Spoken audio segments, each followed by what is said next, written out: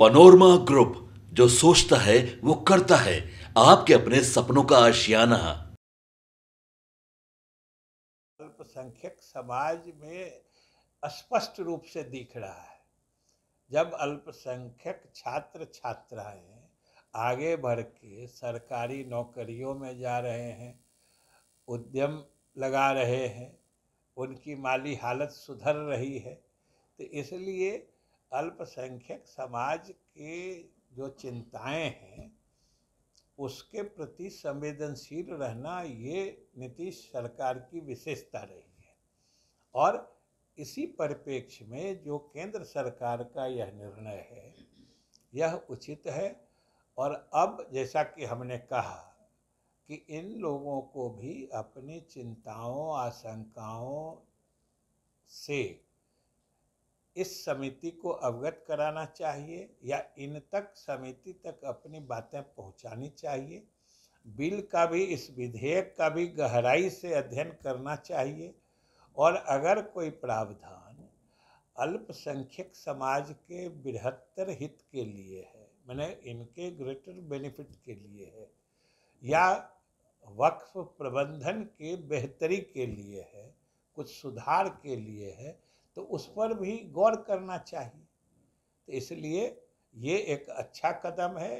अब दोनों तरफ से समय मिल गया है और दोनों पक्ष के लोग, अल्पसंख्यक समाज के लोग भी और जो संसदीय समिति है वो भी मामलों को गहराई से देखेगी और सभी पक्षों को विश्वास में लेके कोई मुनासिब कानून बनाएगी। सर, आरजेडी कहीं ना कहीं जेडीयू का जो मुस्लिम प्रेम था वो चेहरा अब उजागर हो चुका है। मुस्लिमों से कितना नफरत जेडीयू करती है। वो उन्होंने क्या कहा कि नफरत पैदा हो गई?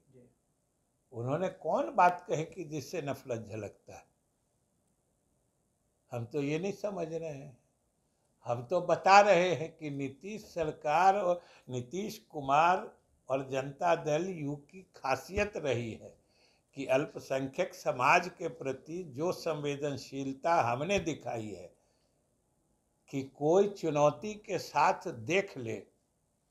हमारे मुख्यमंत्री नीतीश कुमार जी के शासनकाल में अल्पसंख्यकों के कल्याणार्थ, मतलब उनके कल्याण के लिए जितनी योजनाएं चलाई गई हैं या जितना प्रभाव उस समाज पर पड़ा है, उन योजनाओं के कारण कोई चुनौती के साथ बता दे कि आज तक किस सरकार ने अल्पसंख्यकों के लिए उसका आधा, उसका एक तिहाई भी किया हो। नहीं सर, आप लोग उचित मानते हैं कि ये जो संशोधन विधेयक लाया गया सदन में, ये उसके पक्ष में है, ये हित में है, मुसलमानों के हित में है और इसे लागू होना चाहिए? हमने क्या कहा आपको?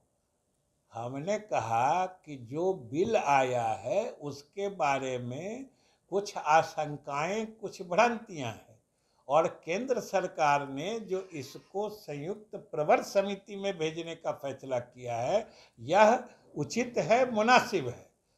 अब जो इनकी चिंताएं हैं उनको सुन के निराकरण किया जाएगा। सहयोगी दलों के दबाव के बाद या सहयोगी दलों के मांग के बाद केंद्र सरकार ने निर्णय लिया। अब ये दबाव में उनका तो स्वयं का किरण रिजिजू जी जो मंत्री हैं, अल्पसंख्यक कल्याण मंत्री, उनका ही प्रस्ताव आया कि इसकी बेहतर और बृहत्तर संसदीय समीक्षा के लिए इसको संयुक्त प्रवर समिति में दे दिया जाए।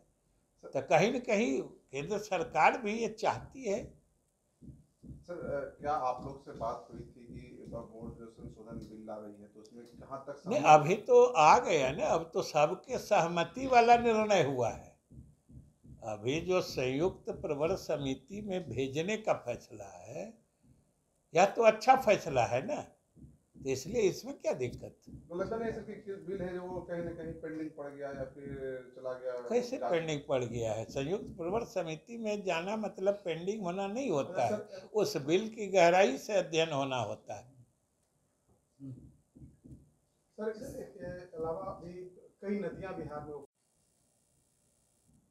आप सब लोग को मालूम है कि कल संसद में वक्फ बोर्ड संशोधन विधेयक 2024 पेश किया गया था। और इसको पेश करने के तत्काल बाद ही केंद्र सरकार ने स्वयं अनुरोध किया और लोकसभा अध्यक्ष के द्वारा इसे एक संसद के संयुक्त प्रवर समिति को भेज दिया गया है, इस पर गहन रूप से विचार विमर्श करने के लिए। यह एक उचित और सराहनीय कदम है कि वक्फ बोर्ड संशोधन अधिनियम तो अभी बना नहीं है, वक्फ बोर्ड संशोधन विधेयक को जो कल संसद में केंद्र सरकार के ही अनुरोध पर संसद के संयुक्त प्रवर समिति को भेजा गया है, यह उचित और सराहनीय कदम है। पूरा देश जानता है, हम लोग बिहार में भी जानते हैं कि जब से इस विधेयक की चर्चा प्रारंभ हुई थी, उसी समय से अल्पसंख्यक समाज के लोगों में कुछ चिंताएं, आशंकाएं और कुछ भ्रांति की स्थिति शुरू से ही पनप रही थी कि पता नहीं इस बिल के माध्यम से क्या होगा, वक्फ को सरकार ले लेगी या वक्फ जिस मकसद से किया जाता है उससे इतर कोई सरकार व्यवस्था कर रही है। तो शुरू से ही, जब से इस विधेयक की चर्चा शुरू हुई, शुरू से ही अल्पसंख्यक समाज के लोगों के मन में कुछ चिंताएं एवं आशंकाएं थी और उसके मद्देनज़र जो हम लोगों का जदयू का भी मानना था कि इस बिल को संयुक्त प्रवर समिति में भेज के केंद्र सरकार ने यह एक अच्छा कदम उठाया है। और इसका सीधा मतलब यह है कि अभी जो प्रस्तावित विधेयक है, इसमें एक संयुक्त संसदीय समिति, यानी जिसमें लोकसभा और राज्यसभा दोनों के सदस्यगण होंगे, इसकी गहराई से अध्ययन करेगी, बल्कि उनको इस विधेयक के संबंध में जिस किसी से भी राय परामर्श करने की ज़रूरत वो समझेंगी, वो कर सकते हैं, ये उनके अधिकार क्षेत्र में होता है। तो स्वाभाविक रूप से जब इस विधेयक का गहराई से अध्ययन होगा, संसदीय समीक्षा होगी, तो इससे जुड़ी जितनी आशंकाएं हैं, जितनी चिंताएं हैं, उनके संबंध में भी विमर्श होगा। तो अब उम्मीद यह है कि जो भी अल्पसंख्यक समुदाय के संगठन हैं या वक्फ प्रबंधन से जुड़े जो भी संस्थाएं हैं, इदारे हैं, वो सब अपनी चिंताओं को इस प्रवर समिति के समक्ष पहुंचाने की कोशिश करेंगे, जिससे कि उनके संबंध में विमर्श करे समिति। और इस बीच में जो विधेयक प्रस्तावित है, उसके विभिन्न खंडों का भी अध्ययन सब लोग कर लेंगे, हम लोग भी कर लेंगे, अल्पसंख्यक समाज के लोग भी कर लेंगे, जो वक्फ बोर्ड से संबंधित लोग हैं, जानकार लोग हैं, वो लोग भी कर लेंगे। तो इससे समय मिल जाएगा जिससे कि उस बिल को गहराई से मैंने समझा जा सके, और अगर उसमें कुछ ऐसी चीज़ें हैं जिसके संबंध में बातचीत से कोई निराकरण या हल निकल सकता है, तो उसके संबंध में भी आगे की कार्रवाई होगी।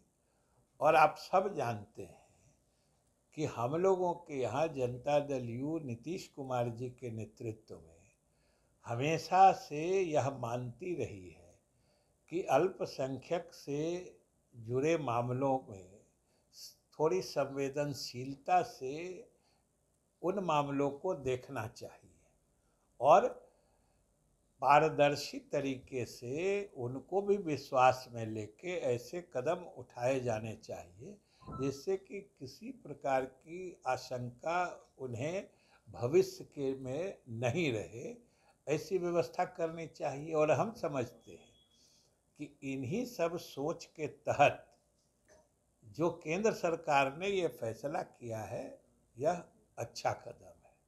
और बिहार में तो जानते हैं कि अल्पसंख्यक समाज को आगे बढ़ाने के लिए, इस समाज में शिक्षा के प्रचार प्रसार के लिए या फिर इनकी आर्थिक हालत सुधारने के लिए जो बिहार सरकार ने अनेक योजनाएं चलाई हैं। ये रिकॉर्ड तो 18 बार बज के रिटायर हो चुका है। अब कितनी बार यहाँ भी बात हुई थी, वहाँ भी उठी। विशेष दर्जे पे तो हम लोगों ने कहा ना कि ये लोग तो छूटी हुई गाड़ी पकड़ना चाहते हैं। जो ट्रेन कब का खुल गई, कहाँ पहुँच गई, अब उस ट्रेन के में हम कैसे घुस जाएं, ये उसमें लगे हैं। विशेष दर्जे की मांग तो पूरे बिहार की जनता जानती है कि इसकी शुरुआत मुख्यमंत्री नीतीश कुमार ने की थी। और हम लोग लगातार कहते रहे थे कि हमें विशेष राज्य का दर्जा दे दीजिए, अगर उसमें कोई तकनीकी दिक्कत है तो विशेष पैकेज दे दीजिए, नहीं तो विशेष मदद दे दीजिए। क्योंकि तीनों का फलाफल एक ही होता है कि राज्य को विकास करने के लिए संसाधन अधिक मुहैया हो पाता है। तो अब की तो केंद्र ने विशेष रूप से मदद की है बिहार की। तो ये लोग जो हमेशा कहते थे डबल इंजन की सरकार, तो अब तो डबल इंजन की सरकार का नतीजा या उसका फलाफल बिहार के हित में दिखने लगा है। तो ये उसकी छटपटाहट है। मनीष सिसोदिया को कोर्ट मांगे, कोर्ट समझा दे दिया, उसमें क्या।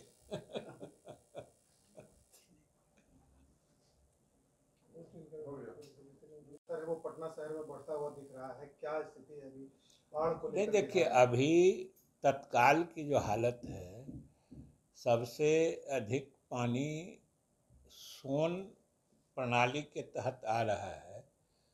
चूँकि जो सोन का वर्षा ग्रहण क्षेत्र है, जो इधर मध्य प्रदेश उत्तर प्रदेश से लेके झारखंड के इलाके तक जो उसकी सहायक नदियां हैं, उन सब क्षेत्रों में लगातार अधिक वर्षा के कारण सोन नदी में जलस्राव लगातार बढ़ा हुआ है।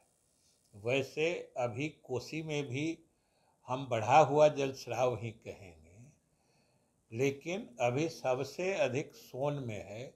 और चूँकि सोन में फिर रिहांद नदी, उत्तर प्रदेश की भी नदियां मिलती हैं, कुछ झारखंड की भी मिलती हैं, और सब अंत में गंगा में मिलती हैं। तो उसी के कारण गंगा का भी जल स्तर बढ़ा हुआ है, लगभग खतरे के निशान से थोड़ा ऊपर, कभी थोड़ा नीचे चल रहा है। लेकिन स्थिति अभी पूर्ण रूप से नियंत्रण में है।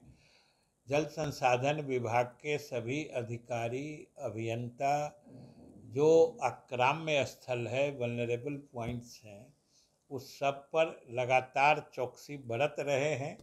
और जो भी आवश्यक सुरक्षात्मक कार्य होगा वो सब किए जाएंगे। सर, संसद में आज इंडी अलायंस के जो सांसद थे, उन्होंने विशेष दर्जे को लेकर के पनोरमा ग्रुप जो सोचता है वो करता है। अगर ये वीडियो पसंद आई और वह बिहार के राजनीति और बिहारियत से सरोकार रखेनी तो सब्सक्राइब बटन दबा के चैनल के सब्सक्राइब कर ली। ओजे एगो घंटी बा, ओकरा बटन दबा देला से कुल सटीक और मारक खबर रुआ मुफ्त में मिल जाई। अगर रुआ पत्रकारिता के हमनी के नया प्रयोग में सहयोग कर चाहतानी तो ज्वाइन बटन दबा दी। पेटीएम नंबर नोट कर ली 9386816700। धन्यवाद।